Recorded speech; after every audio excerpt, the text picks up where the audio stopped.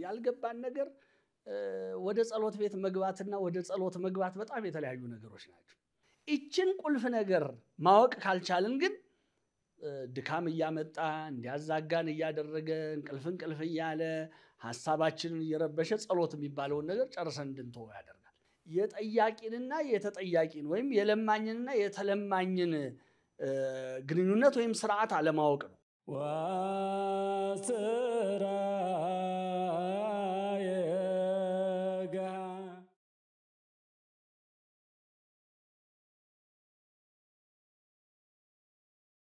እንግዲህ በክርስትና ህይወት ወይም በመንፈሳዊ ህይወት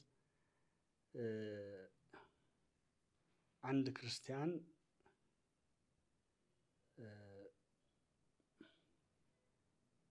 እንደ ክርስቲያንነቱ በደንብ ሊኖራቸው ከሚገቡ ነገሮች አንዱ የጸሎት ህይወት ነው። በደንብ ሊኖረው በቃ ከሚገቡት ነገሮች አንዱ የጸሎት ህይወት ነው። በክርስትና ህይወት ውስጥ የጸሎትን ያህል ወሳኝ ነገር የለም። ጸሎት በጣም ወሳኝ ህይወት ነው በክርስትና ህይወት ውስጥ። የጸሎትን ያህልም ፈታኝ ደግሞ ህይወት የለም እና ያው ጾምን ሰፊ በሆነው ትርጓሜው እንደው ሳናየው መለስ ባለው ደረጃ ብናየው ጾምን መኖር ይቻላል። ተለማምዶ ጾምን መኖር ይቻላል። የስግደትን ህይወት ብንለው እንደዛው፣ የምጽዋትን ህይወት ብንለው እንደዛው እንችላለን። የጸሎት ህይወት ግን በጣም ከባድ ከሆኑ በክርስትና ህይወት ውስጥ ወይም ከእግዚአብሔር ጋር ባለን በመንፈሳዊ ህይወት ግንኙነት በጣም ፈታኝ የጸሎት ህይወት ነው። ዲያብሎስ ጸሎት ምን ያህል ኃይል እንዳላት ስለሚያውቅ በጸሎት የሰው ልጅ ከእግዚአብሔር ጋር ምን ያህል መቅረብ እንደሚችል ስለሚያውቅ ጸሎታችን በተቻለ መጠን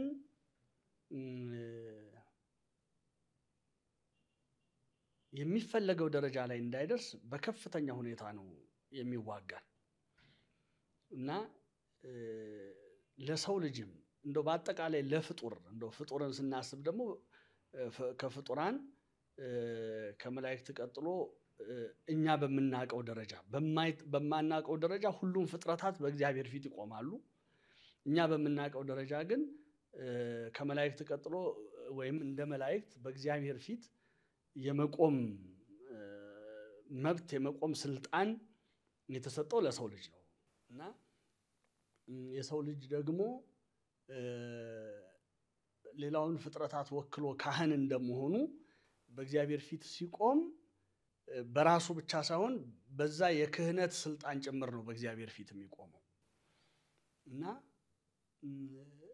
ለሰው ልጅ በዘላለማዊው ንጉስ ፊት ሁሉን በጀመረው ሁሉን በሚፈጽመው የሁሉ መገኛ የሁሉ መነሻ የሁሉ ነገር ደግሞ ፍጻሜ በሆነው ፊት የመቆምን አልፋና ኦሜጋ መጀመሪያው መጨረሻው በሆነው ፊት መቆምን ያህል ምን ክብር ሊያገኝ ይችላል ሰው?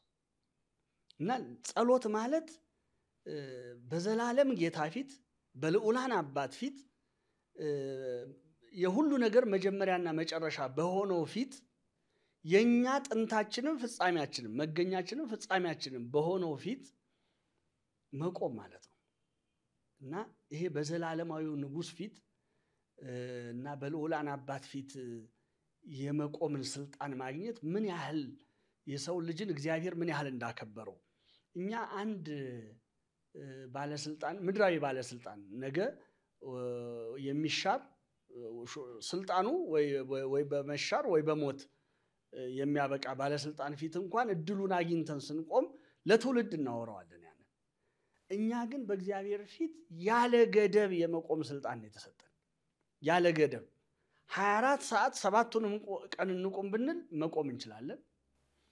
አንድ ባለስልጣን ጋር ሄደን ቆመን ጉዳያችን ለመናገር ወይም ለማስረዳት ብንፈልግ በስንት ቀን ወረፋ ይደርሰን ይሆን? በእግዚአብሔር ፊት ግን መቆም የፈለገ ማንኛውም ሰው ለሰከንድ ወረፋ ሳይጠብቅ ነው የሚቆመው።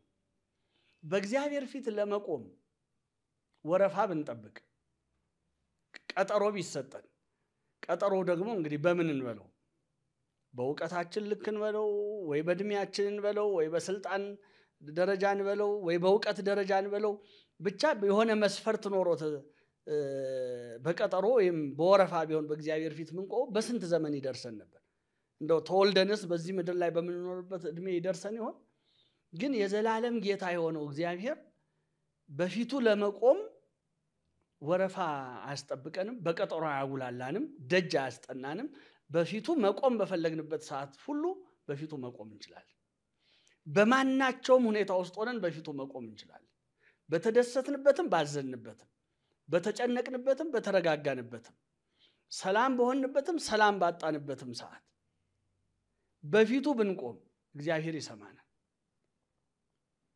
አዝነን ስናጉረመርም ይሰማናል ተደስተን ፈንድቀን ስናመሰግንም ይሰማናል ስንወቅሰውም ይሰማናል ስናወድሰውም ይሰማናል እኛን ለመስማት እግዚአብሔር አንድ ቀንም የምንናገረው እንኳን የማይመጥነው እንደሆነ ያወቀ ለሱ የሚመጥን ነገር ልንናገር አንችልም ለሱ ጆሮዎች የሚመጥን ነገር መናገር አንችልም ከሱ ከራሱ ካልተሰጠን በቀር የራሱ የእግዚአብሔር መንፈስ በፊቱ የምንናገረውን ካላዘጋጀ በስተቀር እኛ በእኛ ዕውቀት በእኛ ክሂል ለእግዚአብሔር ጆሮዎች የሚመጥን ነገር መናገር አንችልም ግን በፍጹም የማይመጥን ነገር እንኳን ልንናገር በፊቱ ቆመን አይነቀንም ችላ አይለንም ያዳምጠናል እግዚአብሔር ብዙ ጊዜ እግዚአብሔር ጸሎቴን አልሰማኝም የምንለው ንግግር አለ እግዚአብሔር የማንንም ጸሎት አይነቅም ይሰማል ጸሎቴን አልመለሰልኝም ልንል እንችላለን ነገር ግን አልመለሰልኝም የምንለውም ካለ መረዳት ነው ዝምታውንም እንደ መልስ ከቆጠርነው እግዚአብሔር የማንንም ጸሎት ሰምቶ የማይመለስበት ጊዜ የለም እንደኛ ፈቃድ ግን አይመልስም እንደኛ ሐሳብ አይመልስም የዛን ጊዜ ነው አልመለሰልኝም የምንለው እና የጸሎትን ኃይል የጸሎትን ጥቅም ጸሎት ምን ያህል ቁልፍ ነገር በሰውና በእግዚአብሔር መካከል ያለች ምን ያህል ታላቅ መሰላል ታላቅ ቁልፍ ነገር መሆኗን ዲያብሎስ ከኛ ይልቅ ስለሚያውቅ የሚደንቀው ነገር እኛ በሱ እንድንጠቀም የተፈቀደልን አናውቅም በጸሎት እንድንጠቀም በእግዚአብሔር ፊት የመቆም ስልጣን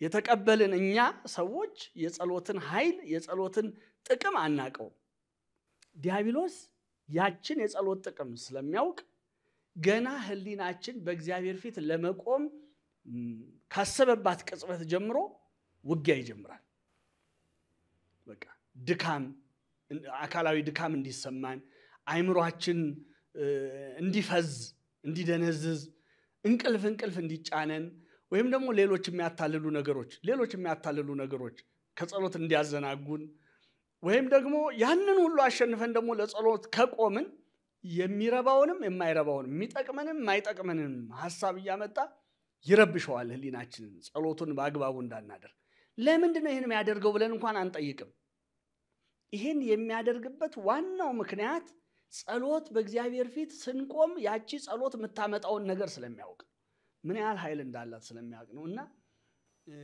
የጸሎትን ያህል ሰው ከእግዚአብሔር ጋር ባለው ህይወት የጸሎትን ያህል ወሳኝ ነገር የለም የጸሎትንም ያህል ደግሞ ከባድ ነገር የለም አሁን ብዙዎቻችን ጸሎት ቀላል ቢመስለን በቃ እንደው የዘወትር ጸሎት ስላደረስን የዕለቱን ውዳሴ ማርያም ስላደረስን የዕለቱን ዳዊት ስለደገምን እንደየ አቅማችን ወይም የዕለቱን ኪዳን ስላደረስን ኪዳን በየዕለቱ ስላደረስን እንዲህ ስላደረግን አይ የኔ የጸሎቴ ህይወት ትክክል ጥሩ ነው ልንን እንችላለን ቤታችን የጸሎት ቤት ስላለን እዛ ቅዱሳት ስዕላት አድርገን ምን አድርገን የጸሎት መጻሕፍቶች ደርድረን በየጊዜው እዛ ገብተን ደግመን ስለምንወጣ ጥሩ የጸሎት ህይወት ነው ያለኝ ብለን ልናስብ እንችላለን ያልገባን ነገር ወደ ጸሎት ቤት መግባትና ወደ ጸሎት መግባት በጣም የተለያዩ ነገሮች ናቸው ጸሎት ቤት መግባት ቀላል ነው ወደ ጸሎት መግባት ደግሞ ከባድ ነው በጣም ከባድ እና የጸሎት ህይወት ምን እንደሆነ በደንብ ከገባን ምን ያህል የጸሎት ህይወት ከባድ እንደሆነ ግን ደግሞ ለህይወታችን ጸሎት ምን ያህል ወሳኝ እንደሆነ ይገባናል እና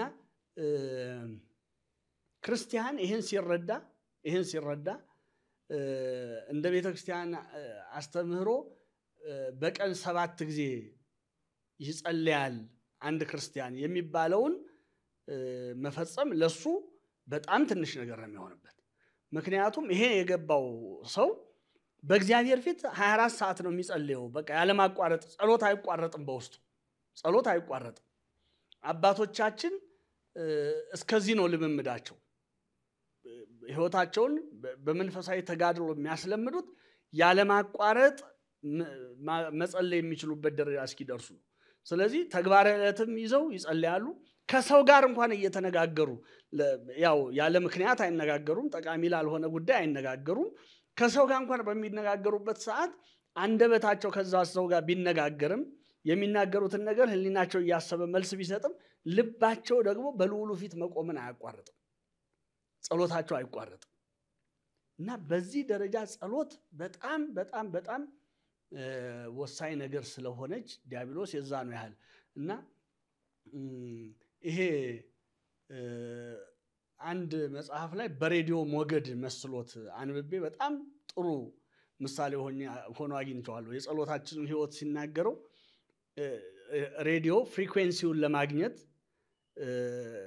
እስክትችል ድረስ ያችን ፍሪኩዌንሲዋ እስኪገኝ የሚያሰማው ድምፅ አለ፣ የሚረብሽ ድምፅ፣ በጣም ሽሚል ድምፅ ይረብሻል፣ ለሚሰማው ሁሉ ይረብሻል በጣም። ግን ያንን ረብሻውን ተቋቁመን ልክ ትክክለኛውን ፍሪኩዌንሲ ካገኘ ነው ያ የሬዲዮ ሞገድ የሚመጣበትን ትክክለኛውን ፍሪኩዌንሲ ካገኘ ነው ጥርት ያለ ድምፅ ይሰማናል። በቃ ከዛ ከሬዲዮ ጣቢያው የሚተላለፈው መልእክት ጥርት ብሎ ይሰማናል። እና ዲያብሎስ መጀመሪያ ለጸሎት እንዳንቆም ከዛ ደግሞ ለጸሎት እንድንቆም እንደዚያ ይረብሸናል። በቃ የተለያዩ ሐሳቦችን በማምጣት ድካም በማምጣት የሚያስጨንቁን ነገሮች በማምጣት በቃ ይረብሸናል። ያንን ተቋቁመን አንድ ጊዜ ያቺ የጸሎት መስመር ውስጥ ከገባን ልክ የሬዲዮን ፍሪኩዌንሲ እንደማግኘት ከገባን ከዛ በኋላ የሚኖረን ህይወት የተለየ ነው። በቃ የተለየ ነው። ይሄን ደግሞ ያውቀዋል፣ ከኛ የበለጠ ያውቀዋል፣ ከኛ የበለጠ ያውቀዋል። ለምን?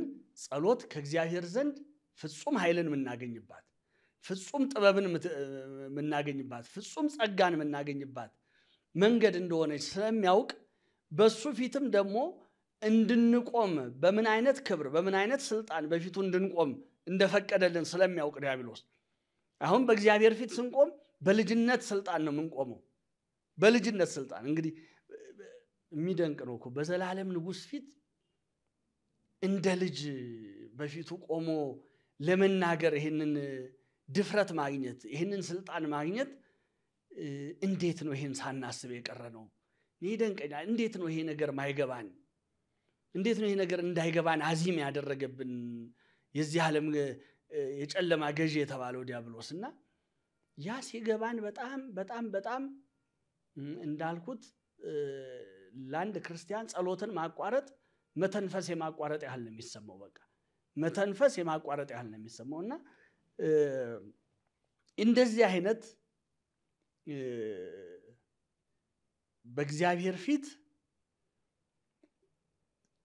ፍጹም የሆነ ቦታ የሚያሰጠን ህብረት የሚያሰጠን የጸሎት ህይወት እንዲኖረን ያልተቋረጠ ትጋት ይጠይቃል። ያልተቋረጠ ትጋት ያልተቋረጠ ልምምድ ይፈልጋል። አሁን ልምምድ ስንለው ሰው ቀላል አድርጎ እንዳያየው ትጋት ማለታችን ነው፣ ጽናት ይፈልጋል ያለ እና ለዛ ደግሞ ብቸኛው መንገድ አባቶቻችን የሚሉት ምንድነው? መጸለይ እንድትችሉ ጸልዩ ነው። በቃ ጸሎትን መለማመጃ ሌላ ምንም መንገድ የለም ከመጸለይ ውጪ። ጸሎት እንደዚህ እንዲህ ነው ብለህ እንዳንድ ቀመር አስተምረህ ሰውን የሚኖረው ህይወት አይደለም። የጸሎት ህይወት በእያንዳንዷ ደቂቃ፣ በእያንዳንዷ ሰዓት፣ በእያንዳንዷ ቀን በመናደርገው ትጋት እየጨመረ ጣዕሙ እየጨመረ የሚመጣ ህይወት ነው የጸሎት ህይወት። ያችን ጣዕም ለመቅመስ እያንዳንዱ ሰው መትጋት አለበት። ስለዚህ በጸሎት ህይወት የጸሎት ህይወቴ የተስተካከለ የጸሎት ህይወት የሰመረ እንዲሆን ምን ላድርግ ብሎ ለሚጠይቀን ሰው መልሳችን አሁንም ተግተህ ጸልይ። ሐሳቤ ቢከፋፈልስ አሁንም ጸልይ። ሐሳብህ እንዳይከፋፈል መጀመሪያውኑ ማስተካከል ያለብህን ነገር አስተካክል። ባለፈው ስንማር የተናገርነው አቂበ ሕዋሳት ላይ የተናገርነው ነገር አለ። በሕዋሳት ወደ ውስጥ የምታስገባውን ነገር ጠብቅ። እነዛ ናቸው ውስጣችን ምኞት ሐሳብ እየሆኑ የሚፈትኑን። ስለዚህ ያ እንዳይሆን ወደ ጸሎት ስትገባ መጀመሪያውኑ ዝግጅት ያስፈልጋል።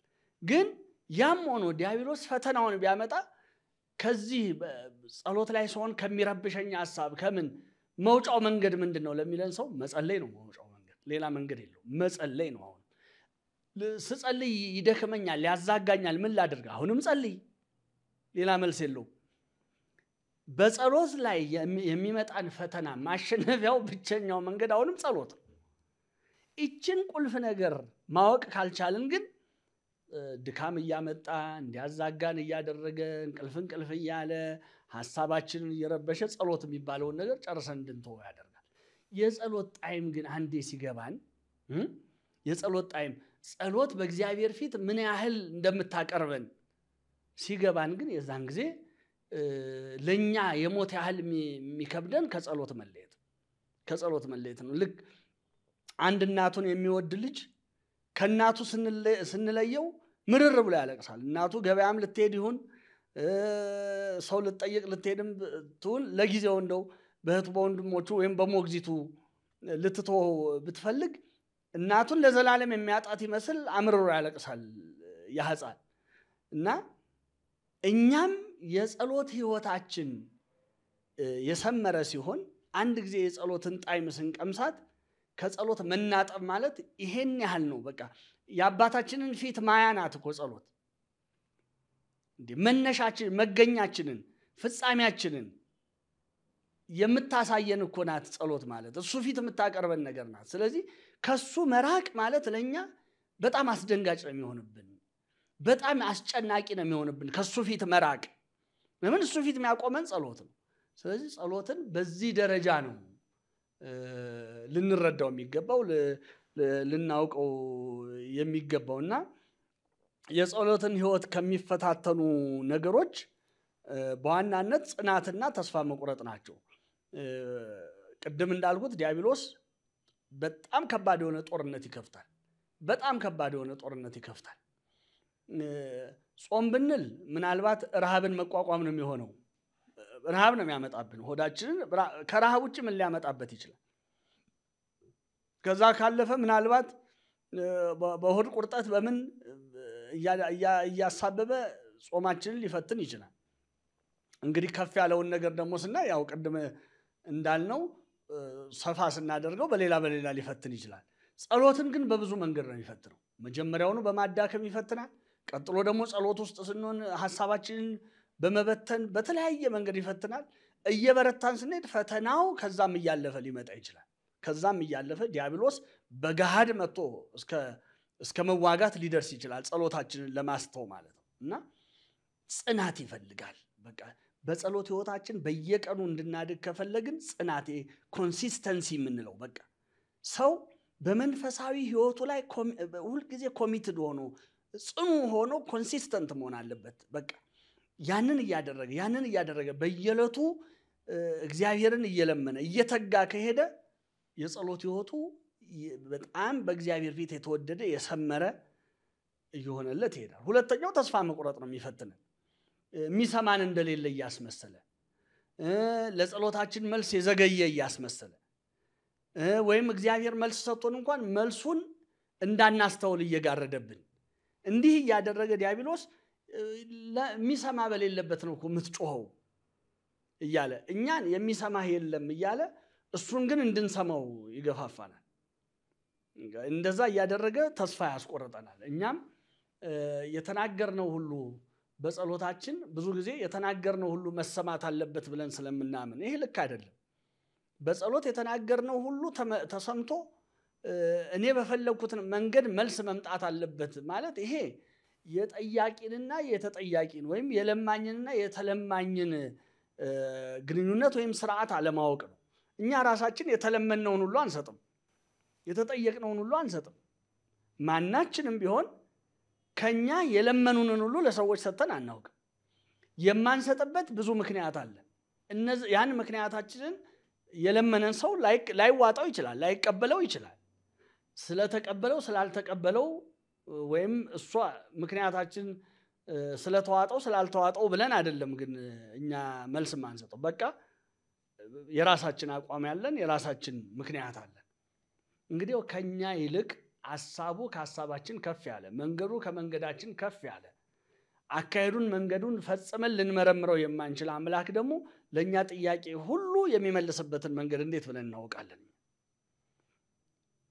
ለዚህ ነው ስንጸልይ እኮ ፈቃድ ይሁን ብላችሁ ጸልዩ ያለን ለዚህ ነው ፈቃድ ይሁን ብለን ምን ጸልዩ ወይ ይኩን ፈቃድ ከምንለው ለዚህ ነው እና ሰይጣን ይችን ስለሚያውቅ በተስፋ መቁረጥ ለምን ሰይጣን እኛ እግዚአብሔርን ለምነነው እግዚአብሔር ለኛ ስለሚሰጠን ወይ ስለሚከለክለን ስለሚያደርግልን ወይም ስለማያደርግልን ነገር ግድ አይሰጠው ሰይጣን ግድ የሚሰጠው ከዛ የተነሳ በእኛና በእግዚአብሔር መካከል የሚኖረው ግንኙነት ነው ግድ የሚሰጠው ስለዚህ እግዚአብሔር ካደረገልን ከሰጠን ግንኙነታችን ይጨምራል ከከለከለን ካልሰጠን ደግሞ ግንኙነታችን ይሻክራል ብሎ ይችን ነው የሚጠብቀው እኛ ግን እግዚአብሔርን ስለሰጠ ወይም ስላልሰጠ ስላደረገ ወይም ስላላደረገ ሳይሆን እግዚአብሔር አባታችን ስለሆነ ብቻ ልጆቹ እንድንሆን ፈቃዱ ስለሆነ ብቻ ከሆነ ከእግዚአብሔር ጋር ያለን ግንኙነት ጠብቀን ምን ኖረው ዲያብሎስ አሁን ከኛ ለኛ ያሰባት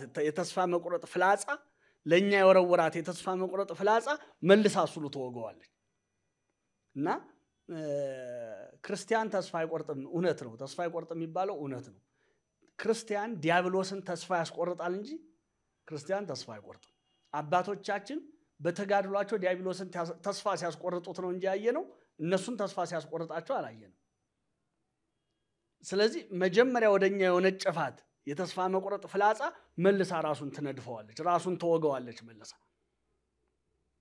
እና ክርስቲያን ጸሎቱ እስከዚህ ድረስ ነው መሆን ያለበት ጸሎት ደግሞ እንደው ስናስበው ጸሎት እንላለን እንጂ ጸሎት በውስጡ እኮ ያዘው ብዙ ነገር ነው ያዘው ጸሎት እምነት ይዟል ሃይማኖት ይዟል ጸሎት አንድ ሰው መጀመሪያ ሃይማኖት ከሌለው አይጸልይም ስለዚህ ጸሎት ሃይማኖት ይዟል ሃይማኖት ማለት ምን ማለት ነው በማናየው አምላክ ፊት አናየው እሱ ያየናል እንጂ አናየው አጋር ልጇ ሊሞትባት ሲል ተጨንቃ የድንጋይ ወርወራ ያህል ልጇን አርቃ በተቀመጠችበት መልአኩ ተገልጦ የውሃ ምንጭ አሳያት አጠጭው ልጅሽ በህይወት ይኖራል የአብርሃም ልጅ ስለሆነ ብሎ ሲነግራት የሚያየኝን አምላክ አየሁት ነው ያለችው የሚያየኝን እኔ አላየውም የነበረውን አሁን ግን የሚያየኝን አምላክ ነው ያየሁት ነው ያለችው አሁን እኛ እግዚአብሔር ያየናል እንጂ እኛ አናየው እኛ በእምነት ነው ከእግዚአብሔር ጋር የምንኖረው እምነት ማለት የማያዩትን ነገር እንዳለ የሚያስረዳ ነው ያለ ቅዱስ ጳውሎስ ለዚህ ነው እና ጸሎት ውስጥ ሃይማኖት አለ የማናየውን አምላክ አባታችን ወይ ብሎ መጥራት ይሄ እኮ ሃይማኖት ነው እምነት ነው የማናየውን አምላክ አባታችን ወይ ብለን ስንጠራ በጸሎት እምነታችንን እየገለጥን ጸሎት ውስጥ ትህትና አለ ትህትና ማለት ምንድነው ደካማነታችንን አምነን ኃያል በሆነው ፊት ጉድለታችንን አምነን በሁሉ ለጋስ በሆነው ፊት መቆም ትህትና ጉድለታችንን ስናምን ድካማችንን አምነን አባት ሆይ ይሄን አድርግልን ብለን ለመጠየቅ ስንቆም ይሄ እኮ ራስን ማወቅ ነው በቃ ትሁታን ፍጡራን እንደሆንን ማለት ትሁታን ፍጡራን ማለት ዝቅ ያልን መሆናችንን እሱ ከሁሉ በላይ የሆነ እኛ ደግሞ ደካሞች መሆናችንን ማመን ነው አንዱ ይሄ ከትህትና ቁጥር ነው እና ትህትና አላት ጸሎት ፍቅር አላት በውስጧ ጸሎት ፍቅር አላት አሁን አባታችን ሆይ የሚለውን ስንጸልይ በደላችንን ይቅር በለን ብለን እንጸልያለን በደላችንን ይቅር በለን ስንል ለኛ ብቻ አይደለም ለሁሉ ነው የምንጸልየው ስለዚህ በዚህ ስለሁሉ ኃጢያት መማለድ ውስጥ ፍቅር አለ በነገራችን ላይ ምልጃ ፍቅረ ቢጽ ነው ምልጃ የሚባል ነገር አያስፈልግም የሚሉ ሰዎች ሁለተኛዋን ዋና ከተባሉት ትእዛዝ ሁለተኛዋን ጌታችንን ከትእዛዛት ማናቸይቱ ትበልጣለች ብለው ሲጠይቁት እግዚአብሔር አምላክን በፍጹም ልብ በፍጹም ሐሳብ በፍጹም ኃይል ውደድ የምትለዋ ከሁሉ ትእዛዛት ትበልጣለች አላቸውና ሁለተኛይቱ ደግሞ እችኑ የምትመስልናት ባልንጀራህን እንደራስህ ውደድ የምትልናት አላቸው ስለዚህ ሁለቱን ትእዛዛት መኖር በክርስቶስ አምናለሁ የሚል ሰው ሁሉ ግዴታው። ምልጃ ምንድነው ካልን ፍቅረ ቢጽ ነው። ሰው ለሚወደው ሰው ነው ኃጢአቱን እግዚአብሔር ይቅር እንዲለው የሚጸልየው። ቅዱሳን እኛን ስለሚወዱን ነው የሚጸልዩልን።